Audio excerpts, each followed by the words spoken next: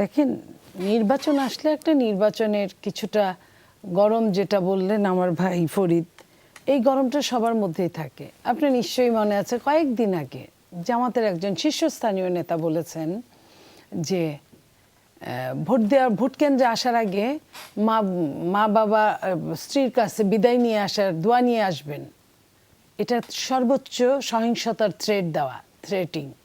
যখন কোনো বড় দলের যখন বড় নেতারা এই ধরনের কথা বলে, তখন কিন্তু এটাকে হালকা করে নেওয়ার মতো কোনো জিনিস থাকে না। আপনার যে সহিংসতা হতে পারে, হতে হতে দুই একজন বিচ্ছিন্ন ঘটনা, যে বিএনপি নিজেদের ছেলেকে মেরে ফেললো, কে বা কারা সন্ত্রাসীরা আপনার ফার্ম গেটে, সেখানে কিন্তু বিচ্ছিন্ন বলেছিল, কারণ বিএনপি চায় নির্বাচনটা হোক। তো সেই জায়গায় নিজের সন্তান এবং বহুদিনের পরীক্ষিত পুরানো আমাদের দলের নেতা, তার মৃত্যুর পরেও কিন্তু বিএনপি এই কথাটা বলেছে। সো বিএনপি যে ঝগড়া করে পায়ে পা দিয়ে ঝগড়া করার জন্য গেছে তা না, বরং আমরা বলতে চাই পাবনায় যে ঘটনাটা ঘটেছিল, নিশ্চয়ই মনে আছে আমাদের কয়েকদিন আগে, যে ধরা পড়েছে সে কে, যে মেরেছে ভিডিওতে এসেছে সে কে, এবং মারার জন্যই মারতে গিয়েছে, এটাও তো সত্যি।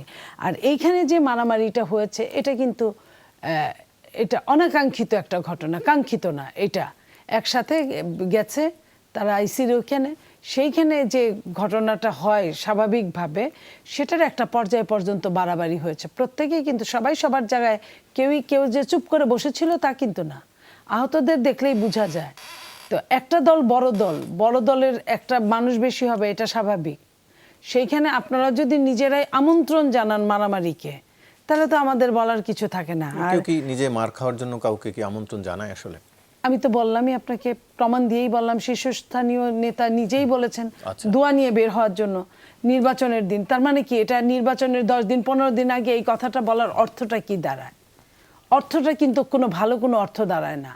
সো আর এইখানে পাটোয়ারির উপর যেটা হয়েছে, পাটোয়ারির উপর ডিম নিক্ষেপ বা আলু নিক্ষেপ বা টমেটো নিক্ষেপ, এগুলো কিন্তু উন্নত দেশের রাজনীতিতেও হয়।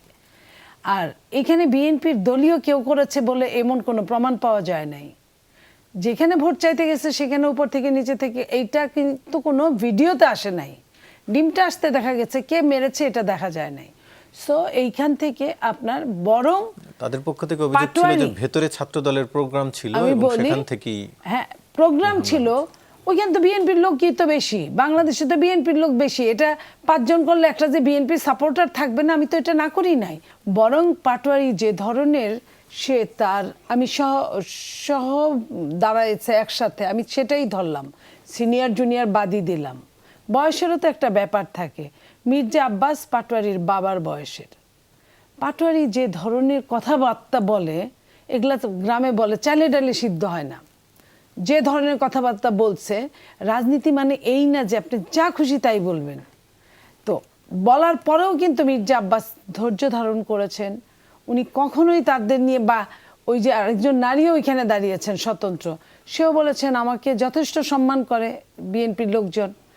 আমাদের কথা হচ্ছে যে আমরা আমাদের জায়গায় চুপ থাকি, যে ভরা ড্রাম বাজে কম, খালি ড্রাম বাজে বেশি।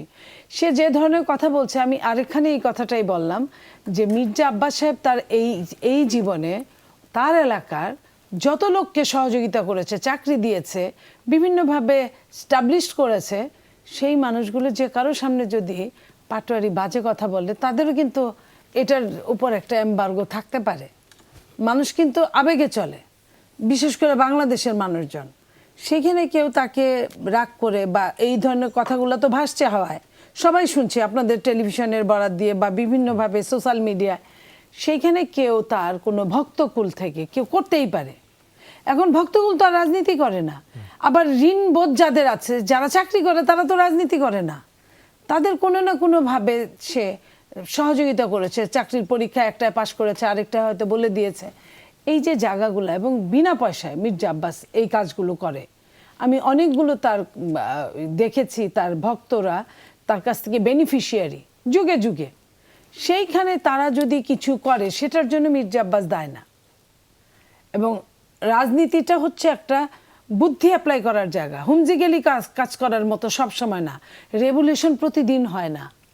যে রেভলিউশনের পরে কর্মীরা আগে হামলা করলে সেই দায় নেতাকে নিতে হবে না? কর্মী তো হামলা করে নাই, আমি তো বলি নাই। সাপোর্টার যে একটা ব্যক্তি, আমি আপনাকে পছন্দ করতেই পারি, আমার কাছে অনেকগুলো রিজন থাকতে পারে, আপনি এটা নাও জানতে পারেন। তো একজন সাপোর্টার যদি, সাপোর্টার কখনো কর্মী হয় না, কর্মী যে কাজ করে সে হয়, কর্মীরা তাকে করে নাই। সাপোর্টার যদি কোনোখান থেকে, কোনো বাসার উপর থেকে, কোনো জায়গা থেকে যদি ডিম ছুঁড়ে মারে, সেখানে কি করার আছে আপনি বলেন? মির্জা আব্বাস কি করতে পারবে? বিএনপি কি করতে পারবে? যদি কিছু করতেই হয় সেটা করতে পারবে সরকার। সরকার তার আইনের অনুশাসন দিয়ে খুঁজে বের করুক কে করেছে, কেন করেছে সেটা। আর ডিম ছুঁড়ে মারলে হাত পা ভেঙে যায়, এটা আপনাকে কে বললো? কোনোদিন আমি শুনি নাই। এখন আমরা এটাও দেখছি যে আপনি ব্যান্ডেজ করা হাত, ব্যান্ডেজ করা পা, আপনি তো কেউ কারো এখানে মারামারি হয় নাই, তাহলে হাত পা ব্যান্ডেজ আসলো কোত্থেকে? এটা আমার খুব জানার কৌতূহল। এটা মির্জা আব্বাস সাহেব আজকে বলছে যে ডিম যে এত শক্তিশালী, এটা জানা ছিল না, যে হাত পা ভেঙে যায়। আমি আপনার মাধ্যমে জানতে চাই আমার এনসিপির ভাইয়ের কাছে, যে ডিম মারার জন্য হাত পা ভাঙলো কিভাবে? বলবেন।